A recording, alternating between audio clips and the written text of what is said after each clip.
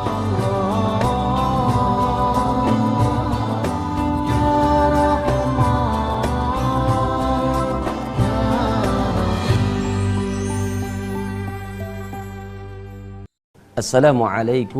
warahmatullahi wabarakatuh. Alhamdulillah alladzi lahu thana'ul mutlaq wa rafa'a 'abdahu an ba'din tabaqan an tabaq. Allahumma salli wa sallim ala sayyidina wa maulana Muhammad wa ala alihi wa ashabihi al-asbaq. Amma ba'du. Para pemirsa TV One dimanapun kalian berada, alhamdulillah wa syukurillah atas anugerah nikmat sehat, nikmat iman, Islam dan ihsan, sehingga kita semua diberi hidayah untuk berkesempatan menuntut ilmu. Dan inilah yang menjadi lantaran seorang hamba jika ditakdirkan oleh Allah Subhanahu wa ta'ala menjadi orang baik, maka dia berjalan untuk menuntut ilmu dimudahkan oleh Allah Subhanahu wa ta'ala. May yuridillahu bi khairan, barang siapa yang Allah kehendaki menjadi orang baik, yufaqihu fid din, maka dia akan mudah langkah kakinya untuk menuntut dan mencari ilmu. Mudah-mudahan ilmu yang kita pelajari bermanfaat bagi kita semua fid dini wad dunya wal akhirah, dalam agama kita, dalam urusan dunia kita, dan dalam urusan kelak nanti akhirat kita. Para pemirsa TV One yang dimuliakan oleh Allah Subhanahu wa ta'ala, setiap hari kaum muslimin diperintahkan untuk melakukan salat 5 waktu, mulai dari subuh, zuhur, asar, maghrib, dan isya. 5 waktu inilah ringkasan dari 50 waktu, hasil peristiwa Isra Mi'raj yang Nabi mendapat oleh-oleh dari Allah Subhanahu wa ta'ala untuk disampaikan kepada umatnya, yaitu adalah salat.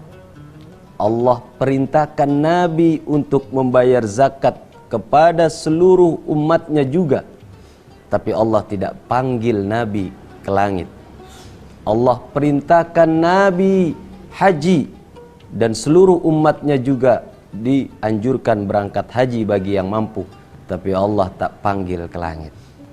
Allah perintahkan pula puasa Ramadan tanpa Allah panggil Nabi Muhammad sallallahu alaihi wasallam. Tetapi berbeda dengan perintah yang satu ini. Perintah khusus tidak cukup Allah sampaikan melalui lisan malaikat Jibril agar disampaikan kepada Nabi Muhammad. Tetapi perintah yang satu ini Allah panggil dan Allah perjalankan Nabi Muhammad.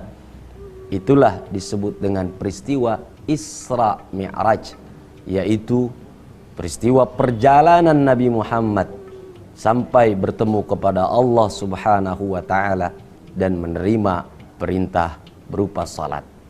Para pemirsa TV One dimanapun kalian berada, salat merupakan tiang agama, dan salat merupakan amal yang akan pertama ditanya kepada Allah Subhanahu wa ta'ala, yaitu sebagaimana yang diriwayatkan, awwalu ma yuhasabu bi'il abdu, pertama kali kata Nabi yang akan dihisab seorang hamba yaitu as-salah, adalah salatnya.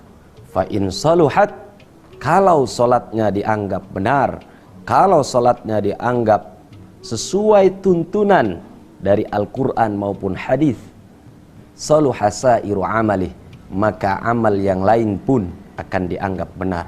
Wa in fasadat, kalau salatnya salah, salatnya rusak, salatnya tidak sesuai syariat, fasada sairu amali, akan rusak atau salah juga seluruh amalnya.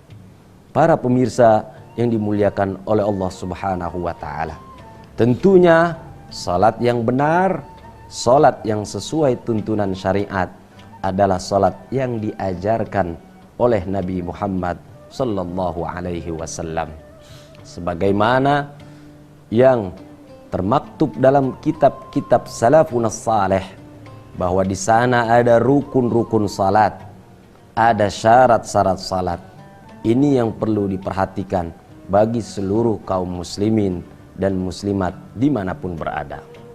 Hadirin yang dimuliakan dan dirahmati oleh Allah Subhanahu wa ta'ala, lalu ada satu hal yang juga tidak kalah pentingnya ketika seorang hamba sedang sholat, yaitu adalah khusyuk di dalam salat dan menghadirkan hati agar senantiasa dalam pengawasan Allah Subhanahu wa ta'ala.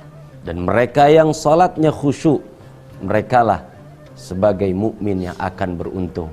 Allah Subhanahu wa ta'ala berfirman, A'udzu billahi minasyaitonir rajim, qad aflahal mu'minun.